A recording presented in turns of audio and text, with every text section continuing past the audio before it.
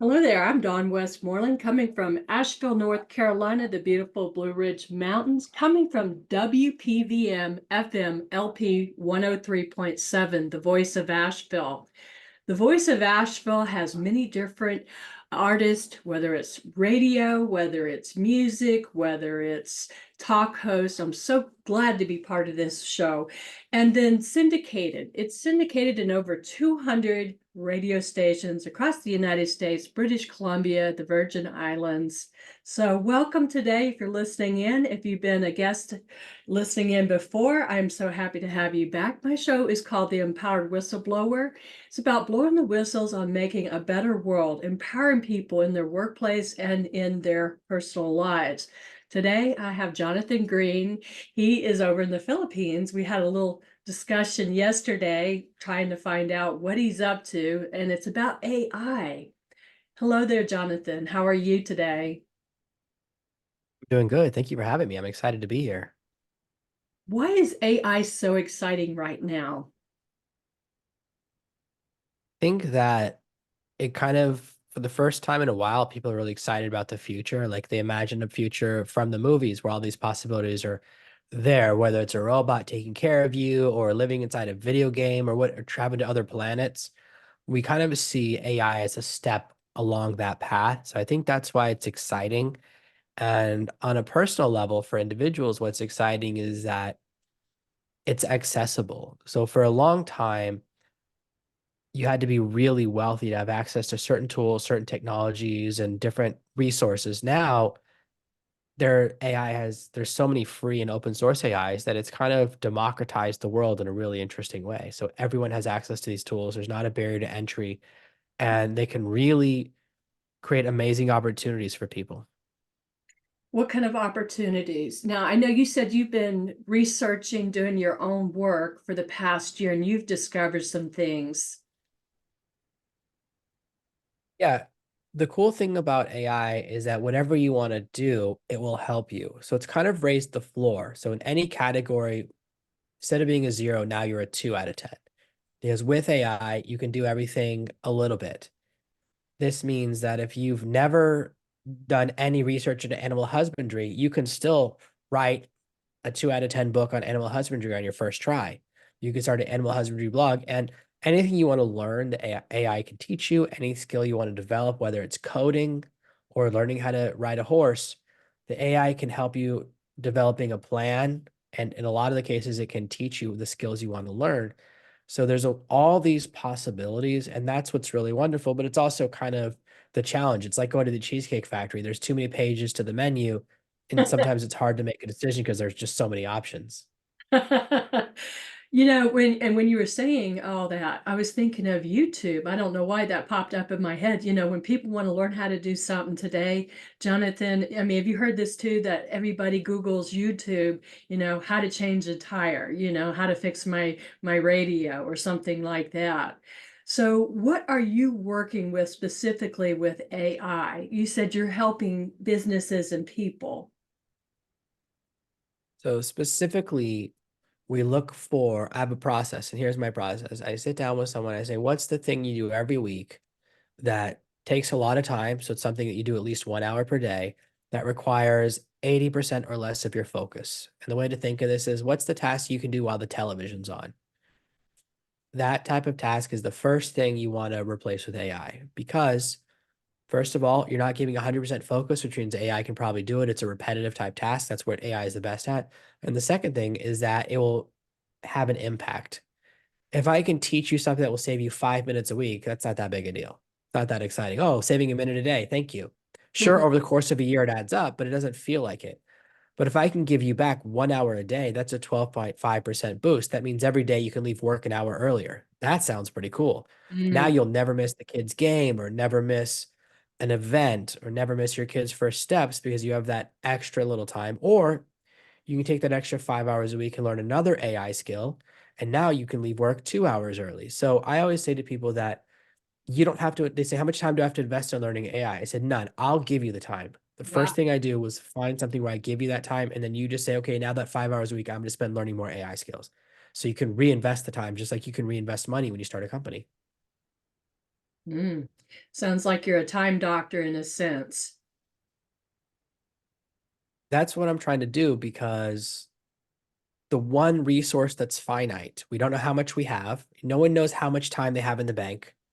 We Yeah, just know that everyone runs out. right. And if I can give you more of that, if I can have that more in my life, I would rather spend more time with my kids than more time working. So I want to give that to everyone. That sounds like your why. Is that your why? You want to have more time with your family and kids?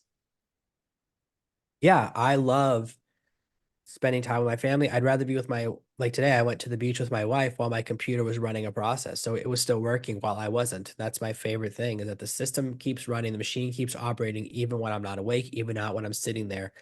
And that's really what gets me excited is that ability to separate the connection between time and money. Gotcha. Now, there's a lot of entrepreneurs out there, and we have to, and I'm one of them. I'm a coach, consultant, speaker, and author. And you know this, Jonathan, we have to get out there and, even if we have somebody marketing for us, we also have to market. How does AI come in and how can it help people like me and other people like me that are coaches and authors and speakers and consultants? There are so many different ways from coming up with a marketing strategy. And you can say, I want to do a marketing strategy, all the way to something granular, like who's my ideal customer? And if you say, I'm trying to figure out my ideal customer, what information you need from me, that simple prompt, which is statement plus question, it gives ChatGPT or any AI the permission to ask you questions, which it normally doesn't have. And it will ask you questions and help you come up with a perfect answer because it's really hard for a new entrepreneur to figure out who's their ideal customer if they've never had a customer. What's my unique selling proposition? Is a hard question that normally big companies spend millions of dollars answering, but as an entrepreneur, you got to figure it out yourself. So a lot of these things are really hard from the strategic level. Now you can get a major helper. The second place where it's really great at helping you is actually in implementation, which means developing a marketing strategy, going, okay, you're going to do this type of content, this type of this frequently. Like, for example, well, where should I post content? If you're on the wrong social media platform, it doesn't matter how many followers you get, how popular content is, you'll never get any customers. If they're not on there, you got the wrong followers. Gotcha. So if I was on Bebo, which is only teenagers, I don't even know if that one still exists, but I know that's only teenagers. That's not going to help me because my customers aren't teenagers. Right. So I could be the number one Bebo account and it wouldn't affect my business 1%. So that's the second part. And the third part is where a lot of people are using AI a lot, which is multiplying their content. They appear on a podcast and then they create those short clips. AI can do all of that for you. It can tell you which clips to choose. Other AIs can actually chop them up and add the subtitles and everything and put it in that vertical format. So all that hard work you don't have to do anymore.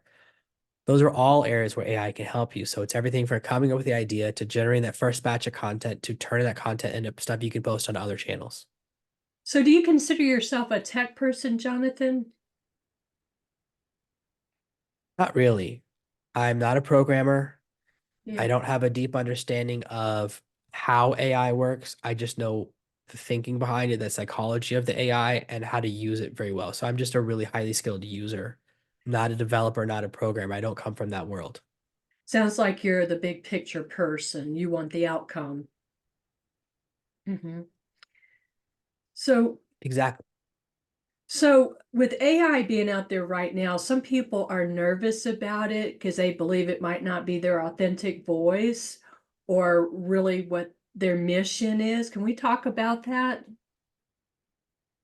First thing I'll say is that you should never judge a people, a philosophy, or a tool by its worst use cases. Hmm. People are always going to use tools badly.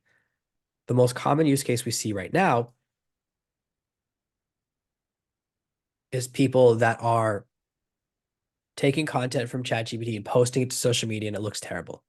Posting low quality images and low quality content. And they're just using the shotgun method, which is I post tons and tons of content throughout the day. I don't care about quality because rather than having a post go viral, I'll just post 100 times more content that gets 100th of the views, but I get the same total at the end of the day. So there's this big push to create low quality content right now. And a lot of people are teaching that as systems. So it's kind of getting repeated. It's a system that's repeating. So most of us, when we look at our social media feeds, we're seeing the content quality has diminished in the past year, which is people using it badly. And that's people losing their voices. when used correctly, it can amplify your voice. So that's a difference in methodology and use. And what I tell people is that you're not replacing yourself with AI. If you use the mindset of, I want to replace myself with AI, you're going to lose your voice. Okay. However, the real use case is pushing yourself into management. Now, instead of writing the email, the AI writes the email, I review it. Now, instead of writing the blog post, the AI writes the first draft, I finalize it. You're still involved in the process. You're at the final step, your quality control, you're checking everything, you're in management. You don't have to do the micro steps, but you do the final step. That's where you get a ton of your time back and you save 90% of your time, not 100% of your time, because you're still involved in every process, because you have to read everything that has your name on it, every social media post, every picture, Hmm. every email. If you're sending it out there, people will not accept, oh, ChatGPT wrote that, not me. That's not an acceptable excuse. It just isn't. We've decided as a culture that we do not accept that. So you have to be responsible. If you want to maintain your voice, that's the start of the process. So as long as you're reading everything, there's no chance of your voice getting lost, because if it doesn't sound like you won't publish it, right? You're there stopping it at the end of the factory before it goes out the door. Then you can get more sophisticated, actually train the AI and develop prompts and develop a system where the AI sounds like you and it creates content that's more and more like you. And this is as simple as saying, here are the last 100 blog posts I wrote. Write a new blog post that sounds like it's written by the same person. That will give you a result that's so much more like you. That will immediately move you away from the generic sounding AI stuff and into a really customized area where everything is unique. Now you're special again. Well, I'm really glad that you brought up about people just throwing out content and it's not quality, because I see a lot of that. And I guess we're all, trying to beat the algorithms. You're wanting to get out there and be seen, but quality is more important than quantity. Is that fair? When you put out low quality content, there's two possibilities. The first is that people can tell and they stop paying attention to you, because why would I read an email that you didn't take the time to write? That's the first category. Mm. And that's bad. That means that your followers, they might not unsubscribe, but they won't read your content anymore. So when you become the boy who cried wolf, they know you keep saying wolf, but there's no wolves. They know you're not writing the content. It's not actually from you. So they stop reading your messages. So you might not notice for a while that you have a problem. The second scenario is way worse, which is they believe you. You create content that isn't written by you. Someone reads a post by you and it resonates with them. They're moved. And Mm. then they meet you in person. They bring up that post and you have no idea what they're talking about. And you go, what are you talking about? And they realize that you didn't write it, AI did. What will happen is, and this is a very interesting psychological phenomenon, they will hate you. Mm. People have an autonomic response to being tricked, which Yeah. is either I can say I'm gullible, and which nobody does, or I can say you're a tricky monster, I hate you. So what you can actually do, and this can happen very quickly, if you're good at AI, you can quickly turn an audience that's your fans into people that are actively pursuing your destruction. This is the person who leaves a negative review on 13 different websites. This is the person who starts sending you rat parts in the mail. You can create people that despise you by using AI incorrectly. And this is what happens. There's nothing worse than tricking your audience. If you've ever had someone say this to you, and maybe this is an experience you've had, where they say, hey, I recorded a video for you, and they send you a link, and you click on it, and you see the video was recorded 2 years ago and has 200 views. How Mm. does that make you feel? Does it make you feel good, or makes you like, you are trying to trick me? I'm not watching this video. And now I went from, instead of making me like you more, it made me like you less. I'm less likely to open your next email, and less likely to respond to you because you tried to trick me. We don't want to be friends with people who try to trick us. Hmm. Yeah. Excellent point. Why do you think authenticity is so important these days? With the advent of the internet, the ability to mislead people and take advantage of people and trick people and scam people has just grown exponentially. Most people have had an experience or an adjacent experience, and that's what they're afraid of. The only way to know that you're talking to a real person is to see them on video like this, and eventually that will go away too, and then you'll have to be face to face. and then they'll invent robots that look like humans, and then it'll be even harder. So we're Mm, looking for, are you a real person? Can I look you in the eye? And there are plenty of face-to-face people that are tricky too, right? There are people that have been they're con men and con women in person as well. They're just not as common. yeah.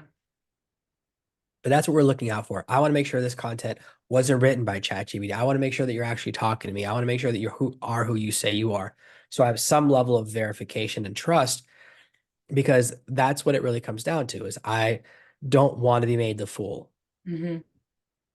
Yeah. That's what And I'm also glad that you brought that up about people, con men and con women out there, because even I've been conned before by somebody that seemed very authentic and very sincere. And I'm sure many people have been conned.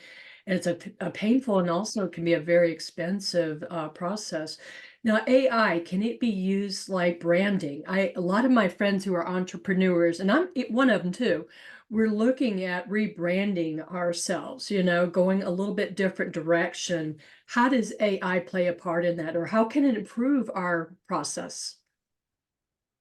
or it can help you come up with new branding ideas. It's great for brainstorming, great for ideation because it will think outside the box.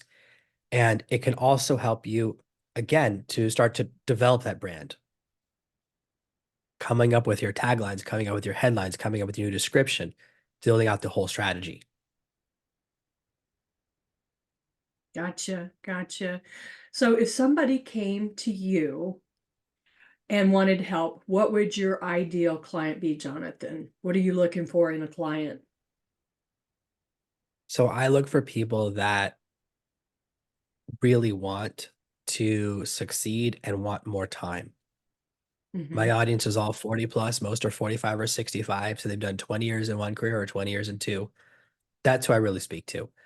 And it's people who want to use AI to accelerate themselves, not replace themselves. Who go, oh, I want to help more people. And that's what I'm looking for.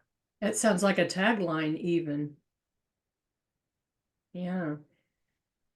So I like to a couple times put it out where people can follow you. Sometimes people are in and out of the show for different reasons. Now, like if somebody wanted to reach out and find out more about you, Jonathan, they're curious about AI and how it can help them. What's some of the best ways to reach out to you?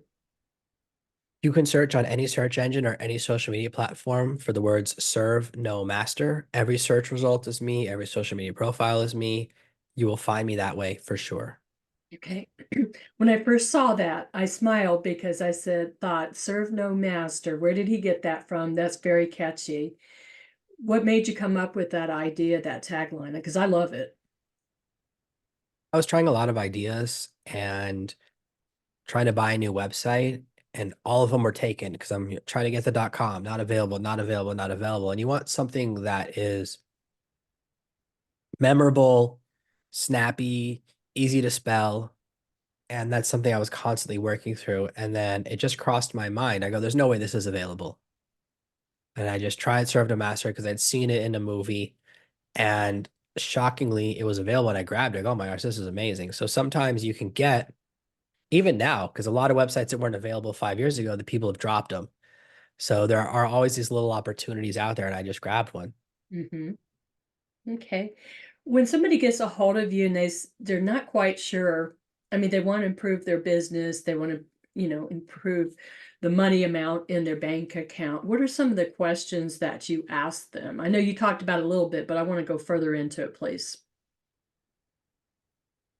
The most important question is to figure out what your most leverageable asset is. Mhm. And a lot of people skip over this, and it's why they fail. So your most leverageable asset is the thing that can generate you the most money in the least amount of time. For a lot of people, it's their current career. Mhm. Someone will come to me and they're an accountant, and I say, listen, as an accountant who does freelancing, you can charge twice as much money as you make right now.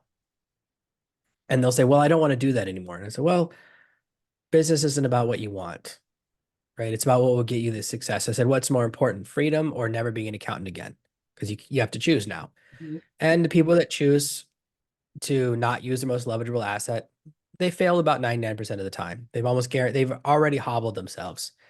It's like the person who's a fireman but doesn't want to tell anyone they're a fireman, because then they'll only like them because they're a fireman. And it's like, well, Hmm. it's a huge part of your life. It's where you spend most of the week at the firehouse. It's gonna be really weird if they're not allowed to ask where you are. So you just can't live that way. So you have to accept it. And it's not always your career. It can be, well, I have my car, so you put your car on Turo and you rent out your car when you're not using it because that's leverageable as opposed to driving it, which is you're spending your time. Or it could be you have a garage. You can soundproof your garage. When you go to work, you let bands practice in your garage.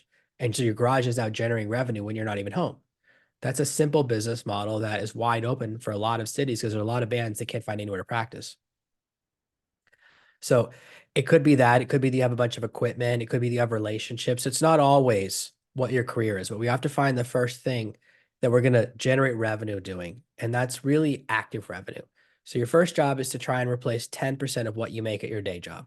That's phase one. That's the first phase line. Once we hit that, you now have breathing room because most people spend about 10% more than they make. So this means now instead of your debt going up, your debt is slowly going down. And it also gives us like a starting point. What we want to get to is the point where your passive revenue replaces your active revenue. So the first thing we have to do is get your active personal revenue, like your consulting revenue, to replace what you're making working for someone else. So if you're working a 9 to 5, you're employed, you need to replace that income. And you just have to write it down. Most people don't even do this step. I say, well, how much money do you need to make? Include what insurance costs, all those other elements. So maybe you get free health insurance with your job. Well, what will it cost you to or transfer that to a private insurer? Most people don't know the number. Hmm. And you can find out, it's not a secret. You can call up any insurance company and say, this is the plan I'm on. What does it cost here? And you could be very strategic with getting a really good plan. So you just have to be part of any group. It doesn't have to be a company. So one of the things that I did when I was working for myself is I joined Mensa. When I was in college, I took an IQ test Okay. and I used that. Mensa has enough members that they have a bunch of things like group deals on insurance and deals on like car rentals. And you can also join the AARP. Guess what? That is an organization that has it. Most organizations have an insurance component, even if you don't think of it that way. Okay. You just want to be part of a group. It doesn't have to be the group of people you work with. And then you can actually replace your insurance probably at the same cost. So it's being a little bit strategic and kind of thinking about, well, what if I actually have to do this? The things you would think about if you got fired. Just start thinking like that. So then you go, okay, here's the numbers I need to hit. Here's what I need to make to replace my income. Here's what I need to make to replace my stress. Here's what I need to make to live like my dream life. So you kind of have those three numbers. And then you have like a real goalpost to actually hit. If you never write down your goal, you're never going to hit it. If you have a map with no X on it, you're never going to find the treasure. Hmm. Well, you got deep and comprehensive there, Jonathan. And I think that a lot of people don't realize that they really need to sit down and look at the big picture, as you say. I've been in HR as a consultant now 32 plus years. And I know for a fact that if you don't have some kind of a business plan, as you basically alluded to, that how are you going to know what you're going after a map? So I know a lot of speakers out there, and I know a lot of authors. Can we talk about speaking? And then I'd like to talk about, authors writing. How can AI help them be better with speaking? And then we'll talk about writing too. That'd be awesome.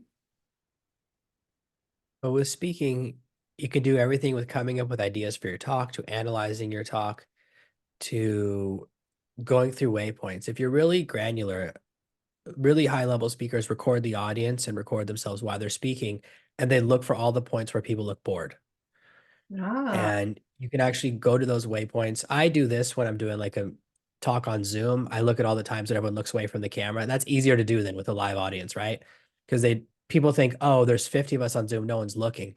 But that's when I record a Zoom, I'll look back at that to see when I'm being boring, not to judge the people, but I go, oh, 6 people went to use the bathroom when I was telling this story. Don't tell that story again. And wow. you can use and AI can help you with all of that, right? So AI can shorten that process. So you can do that. Like it's just like great tennis players film themselves, great comedians film themselves. So as a great speaker, it can be as complicated as that or as simple as going, I want to give a talk on this to this audience. What do I need to adjust? So if you give an audience to a group of men who are Navy cadets, right? If that, I think that's what they call it in the Navy Academy, versus a group of retired women who are nurses, you're probably not going to use the same metaphors. Yeah. It can be as simple as that. Like there's a time to use sports metaphors and there's time to not use sports metaphors. Like my business partner plays pickleball, and I can't use football metaphors with her, so I don't know anything about pickleball. I'd have to look it up. I've just seen pictures of her playing, but then you have to use the language of the person you're talking to. So I would say, hey, how can you translate these football metaphors into pickleball, or these army metaphors into navy metaphors? Really simple stuff like that. So it can help you across the spectrum. Hmm.